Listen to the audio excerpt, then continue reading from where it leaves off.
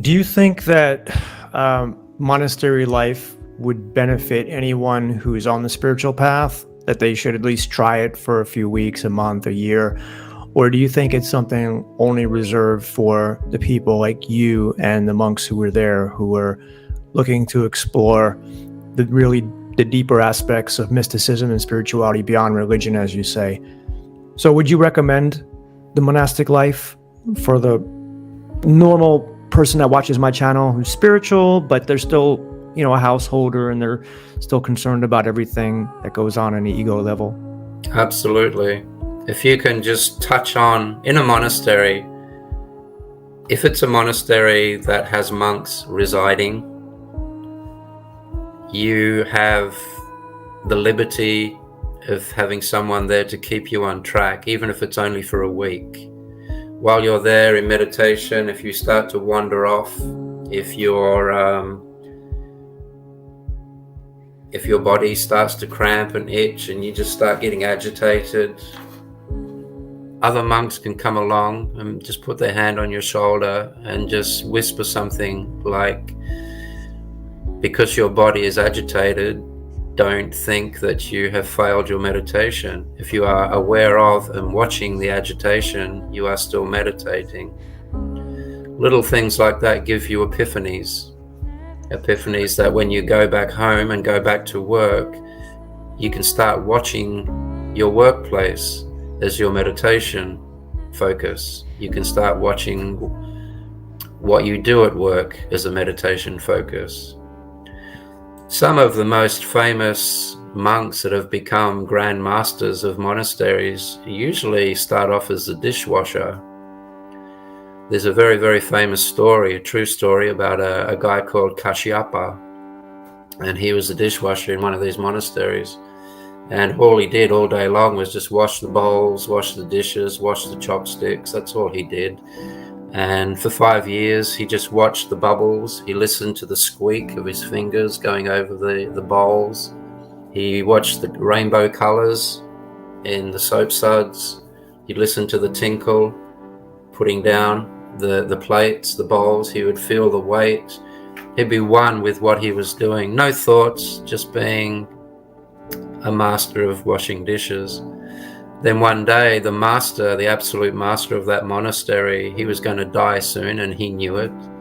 So he called all of the monks, 150 monks, he called them into the great hall, and he was going to announce who was going to be the next master.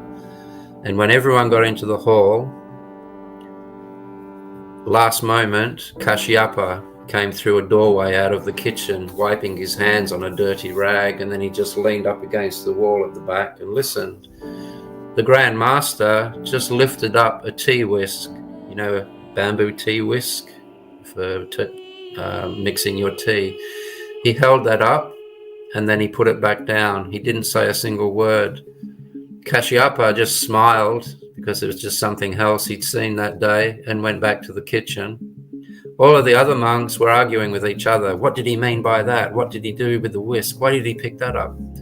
And then the master opened his mouth and said, Kashyapa, the dishwasher, will be the next Grand Master of this monastery, because he couldn't get caught in the trap of trying to think about what this whisk was all about. All the other monks got caught up in trying to conceptualize, but he did not. So I don't know why I told you that. Yes, I told you that because as a mystic, your work can be your meditation, your family can be your meditation, your beads can be your meditation, driving your car can be your meditation, your whole life can be your meditation. And you would learn that from spending a week or two with some monks in a real monastery. Some people, religious people, they need belief. They need to feel like there is something greater than them. There are reasons why people are religious.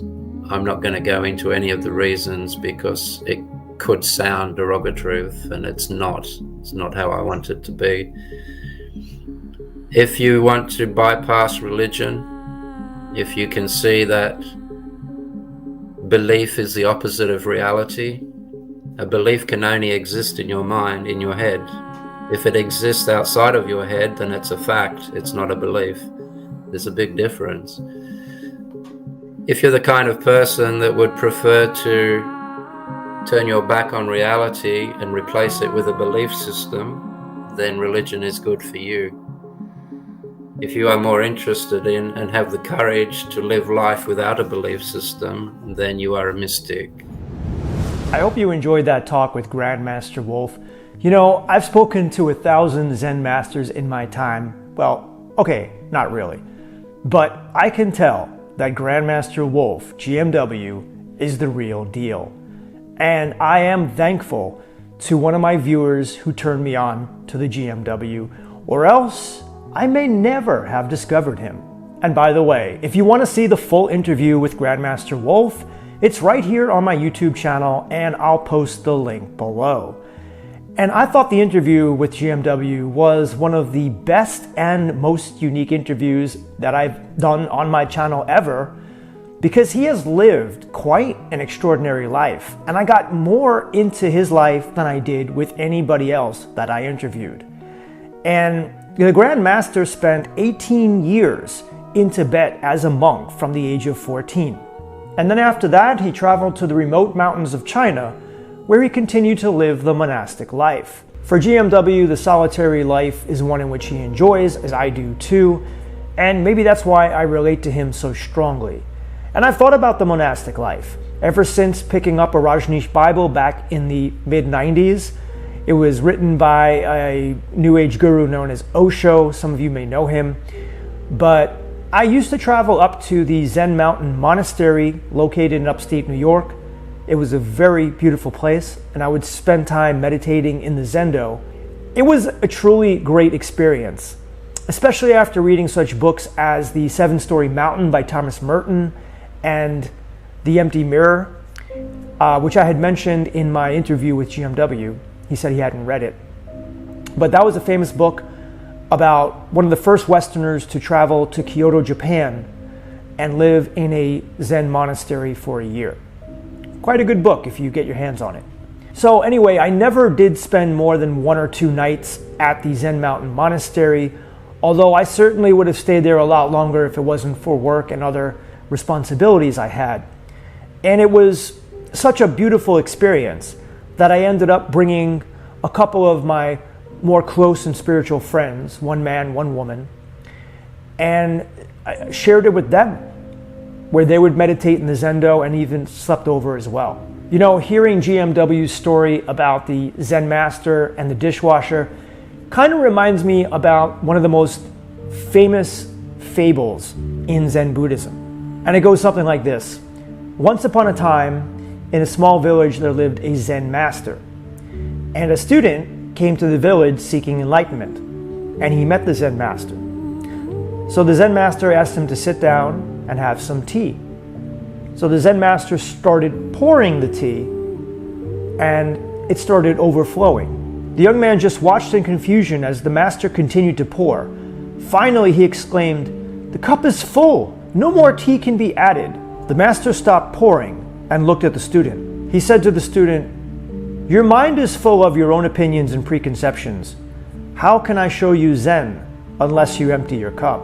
The story serves as a reminder that in order to truly learn and understand something new, one must let go of their own biases and be open to new ideas and perspectives. And this is true about Zen Buddhism and life in general. Well, that brings us to the end of this video. I just want to say thank you to all the people who have been supporting the channel financially.